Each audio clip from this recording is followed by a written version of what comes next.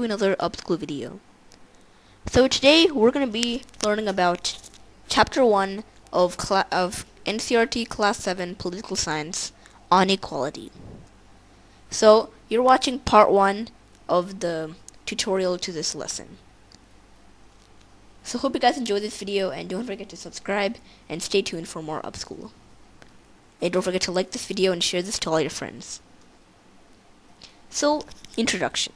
One of the key features of democracy is equality. And in any democratic country, equality should influence all aspects of life. What does that mean? So, from voting to going to school, in any democratic country, equality must be functioned. But what is equality? Equality is a noun, meaning the state of being equal. Well, that leads us to the question, what is being equal? What is equal itself? You may know this definition, but in the political science sense, let's say there's a person X, who is equal to person Y. In political science, this equal sign means that person X and person Y have the same resources, same rights, same treatment, and same opportunities. In political science, or in any democratic country, if a person has all these same things, it means they're equal. And if they're being equal, the state of it is known as equality. And if there is equality, it means that it's democracy. It means that equality is being influenced in the democratic country. So to actually check whether a country is democratic or not, equality is one of the main factors. There must be equality. Because as you know, in democracy, it's the people rule, of the people, for the people, and by the people. If everything is the people, then obviously the people have to have equality. In other words, equality must be functioned. So now let's learn about universal adult franchise. So in democratic countries such as India, anyone can vote. So anyone, from a teacher to even a domestic worker, irrespective of how much the religion they belong to, education, caste, and wealth, irrespective of all of that, the only restriction is as long as you're 18 years or older, everyone stands in line. Everyone stands in the same line, and they all have one vote. All right. And this is known as universal adult franchise, when literally anyone, from a teacher to a domestic worker, or just like an actor, like a famous celebrity, to just a normal middle-class person, anyone can vote, and they have to stand in the same line, and they only have one vote. It's not like one person has two votes, and it's not like one person stands in an AC line, one person stands outside, same line. And irrespective of anything, the only restriction is that you have to be an adult. So, in any democratic country, there must be universal adult franchise. But is there really equality in democratic countries such as India? Well, let's find out. So we'll use the story that this chapter has already provided for us, but I'll kind of be explaining the story. Is there really equality in democratic countries?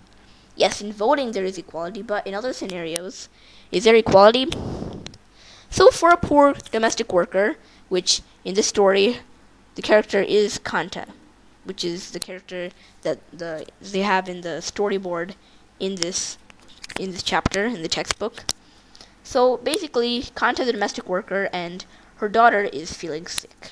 And the reason she's sick is a no-doubter. They live in a slum, as they are poor, and the slum isn't actually clean, and this could lead to many fevers and sickness. Of course, just because her daughter is sick, she can't just immediately take her daughter to the hospital. She obviously needs money from her work that she does. She doesn't have enough savings to just immediately go over to the hospital.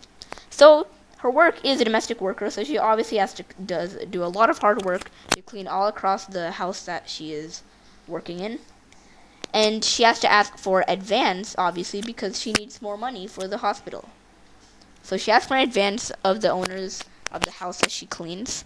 And once she has enough money, finally she has to go. She has money to go to the hospital with her daughter for the treatment. And even that takes a while because she can't afford enough money to go to a private hospital, so she has to go to a government hospital or a public hospital, which everyone standing together a long line, everyone's congested in the OPD especially, and the treatment isn't that good. It takes a while for the results to actually come, and yeah.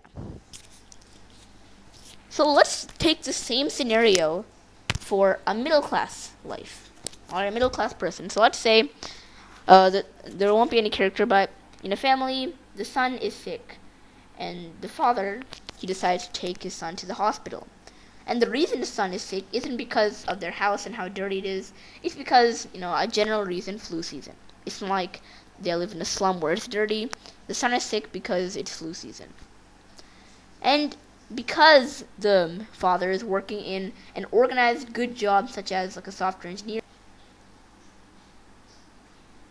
because the father is working in a good job, an organized job, such as a software engineer, he doesn't have to go to work. The father can just take a leave off the work and instead take his son out to the hospital.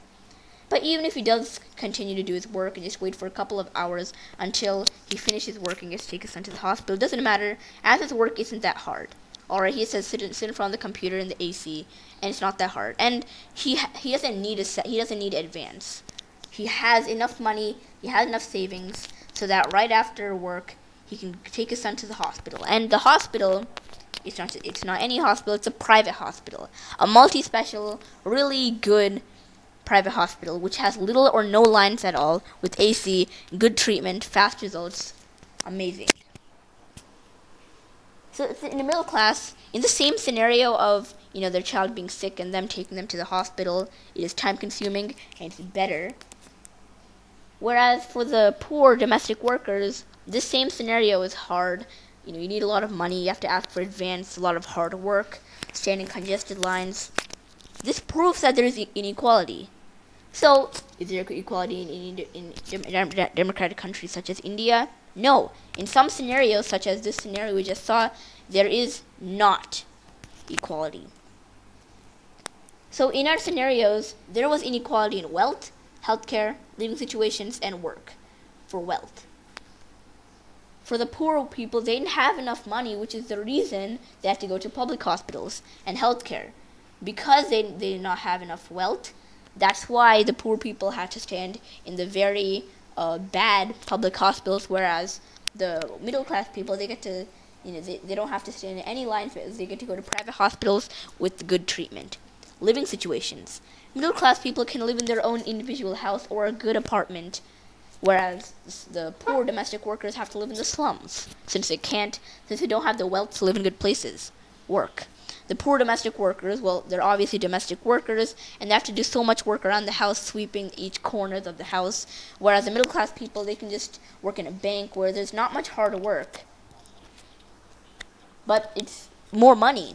This proves that there is inequality in all these factors that we saw in the scenarios.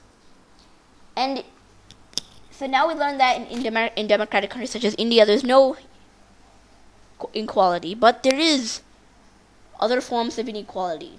Not just these factors, but in other factors, there is inequality, which we'll learn later in our next video of part 2. This is the end of the part 1 video of Class 7 NCERT Political Science Chapter 1 on Equality. Stay tuned for the part 2 video. I'll leave it in the description below. This is upSchool. Grading starts here. Watch some more videos. Don't forget to give this video a huge like and subscribe to our channel. Share this video with all your friends, as I said. And yeah, this is upSchool signing off. Peace.